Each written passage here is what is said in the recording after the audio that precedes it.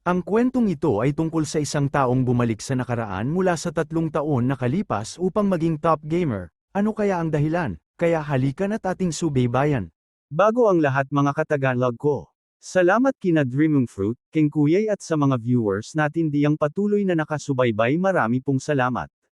Ang nakaraan. Masaklap na sinapit ng magkapatid. Pagsisi sa kanyang pagiging mahina at level 1 na manlalaro ng ating MC. Na naging dulot upang ang ating MC ay naging walang kalaban-laban. Habang pinaninod ang pagkamatay ng kanyang kapatid sa kanyang harapan. Sa kamay ng level 20 na manlalaro. At sa huli ito rin ang dahilan upang ang ating MC ay namatay ng may pagsisisi. Subalit sa di inaasahang mga pangyayari na kahit na ang ating MC ay di alam kung paano yun nangyari. Siya ay bumalik sa nakaraan sa 3 taong nakalipas bago pa ilabas ang Metaverse.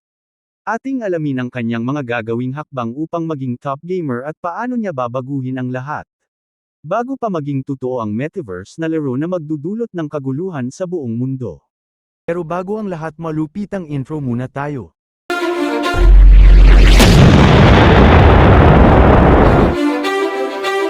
Atin nang umpisahan ang pangalawang kabanata. Ang Metaverse server ay opisyal nang inilabas nitong July 27, 2030.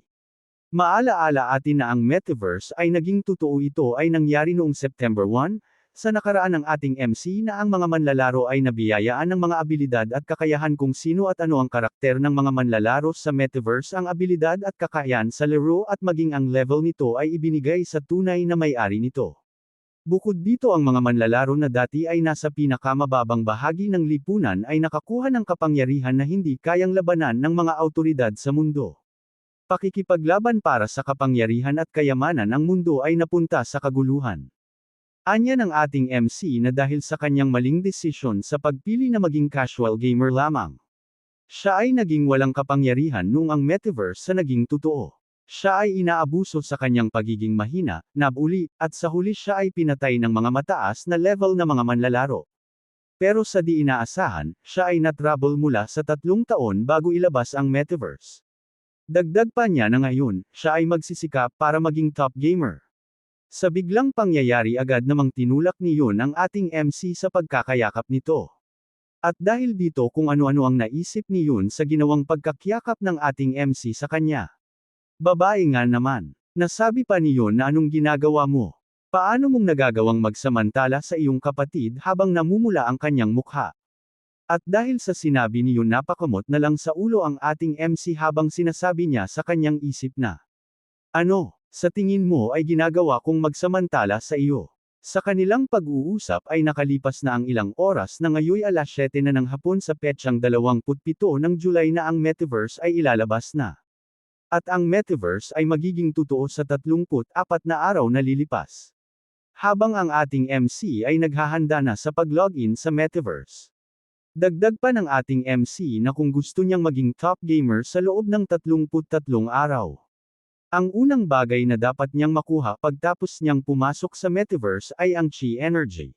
Ang Chi daw ay ang enerhiyang mayroon ng isang manlalaro na nailalabas sa physical na kakayahan sa angkop na sandata sa manlalaro na nagbibinigay pinsala at nagsasanhi ng maayos na pagguwit ng normal na katana mula sa target nitong biktama. Ibig sabihin, paggamit nito nagiging mapanganib at lubos na may pakinabang, lalo na sa pakikipaglaban. Dahil sa ibinigay nitong malakas at mabilisan na pagwasiwas ng katana sa pagsama ng Chi Energy sa sandatang mayroon ng isang manlalaro. Samantala ang ating MC ay unti-unti nang napapasok sa Metaverse o visual na mundo. Habang sinasabi ng system na ilulunsad ang server sa paglipas ng Samsung Segundo. Hanggang matapos ang Samsung Segundo, ang ating MC ay nakapasok ng sa Metaverse habang siya ay binabati ng system na maligayang pagdating sa Metaverse. At tuluyan na ngang nakapasok ang ating MC sa Metaverse o visual na mundo, at ngayong araw nga mga kerkap ay ipapakita ng ating MC kung ano ang nagagawa ng Chi Energy. Agad namang bumungad sa kanyang harapan ang malaki at malawak nitong paligid.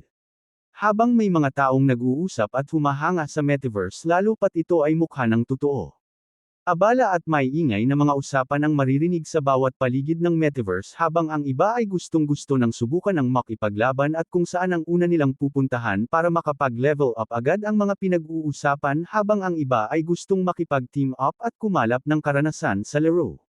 Sa kabilang banda may nagsasabing narinig niya daw na hindi maaaring makakuha ng maraming karanasan ang mga manlalaro hanggang hindi pa nararating ang mataas na antas, dagdag pa nito na kung susubukan mo ngayon makakuha ka lang ng basic na karanasan.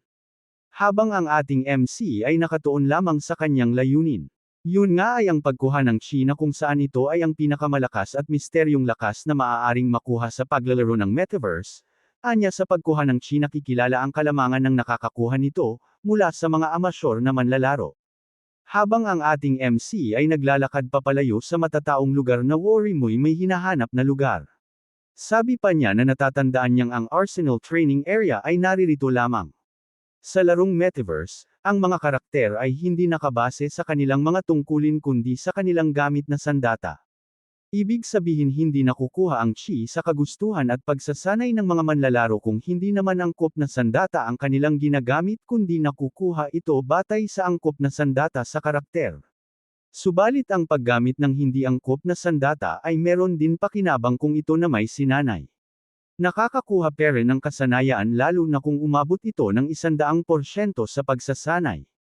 At ang susi sa pagkuha ng chi enerhiya ay nakadepende kung paano kaangkop ang sandatang gagamitin ng bawat manlalaro. Habang ang ating MC ay papasok na sa training area. Walang manlalaro doon kundi siya lamang kaya naman mas magiging maayos ang kanyang gagawing paghihinsayo na may hanggarang makuha ang abilidad na paggamit ng chi energy. Sisimula niya ang pagsasanay sa paggamit ng paborito niyang sandata na katana habang ang ating MC ay pumirma ng may determinasyon. At dahil hindi niya pa alam kung anong sandata ang pinakanaaangkop sa kanya, susubukan niya muna ang lahat ng mga sandata na naruroon pa isa-isa. 5 oras ang nakalipas nag-notify ang system na ang kahusayan mo sa paggamit ng katana ay umabot ng 100%. Gayunpaman hindi ito ang angkop na sandata sa kanya, walang nangyaring kakaiba dahil hindi ito ang naaangkop na sandata sa kanya ganunpaman nakakakuha siya ng kasanayan sa paggamit ng katana. Matapos ang katana susubukan niya naman ang ibang sandata. Yun ay ang espada, agad niya naman ito ginamit at sinasanay. Habang patuloy nagsasanay ng iba't ibang sandata ang ating MC, ang ibang manlalaro na may nagpapatuloy sa pag-level up sa pagkalap ng kasanayan at pakikipaglaban subalit ang ating MC ay nanatiling level 1. Samantala sa labas ng training area may 2 taong nag-uusap. Na isa ang lalaki at isang babae, sabi ng babae ang simulation ng buhay ay tunay na masaya. At ang sabi naman ng lalaki na ang makatotohanan na sports ay nakakamangha din, dagdag pa niya na hindi niya kayang masukat ang kayang pagka-excited na nararamdaman. At gayunpaman, mga basic na karanasan lang ang mga yon. Naiisip niya kung ano pang mga karanasan ang maaaring maranasan nila kapag umabot sila sa mas mataas na antas.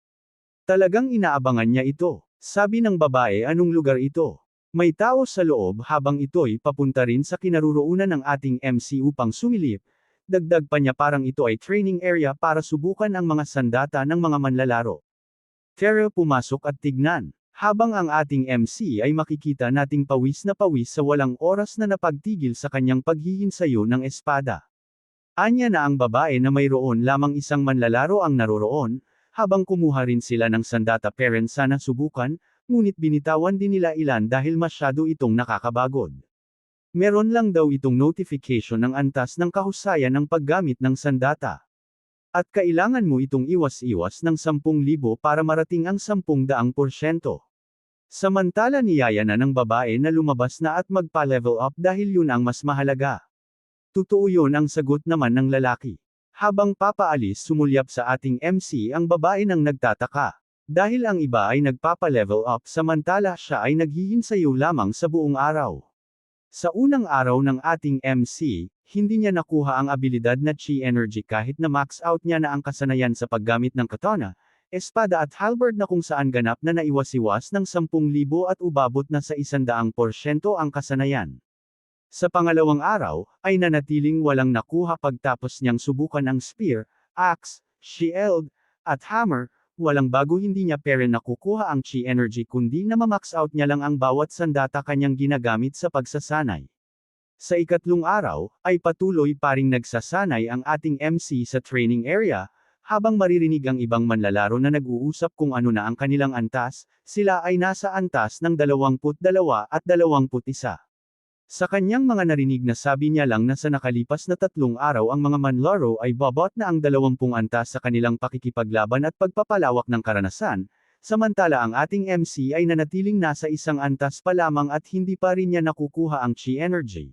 At doon na nga po pansamantalang tinatapos ang ating kwento mga Katagalog ko.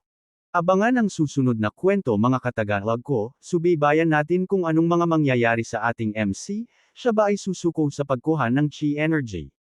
Makukuha ba niya ang abilidad na chi energy at ano nga ang naaangkop na sandata ang para sa kanya?